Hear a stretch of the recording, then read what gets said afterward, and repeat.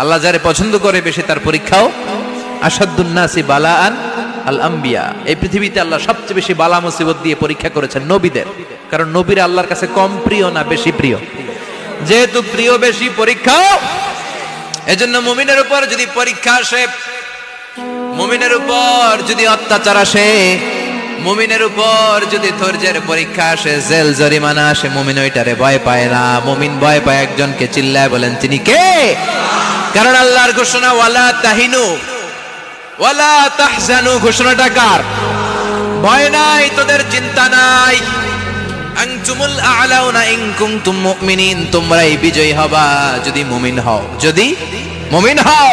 এজন্য ধৈর্যের পরীক্ষা দিতে হবে, আল্লাহর উপর তাওয়াক্কুল করতে হবে, অত্যাচার আর জুলুম আল্লাহর নামে সহ্য করে যেতে হবে। চিল্লায় বলেন ঠিক কিনা?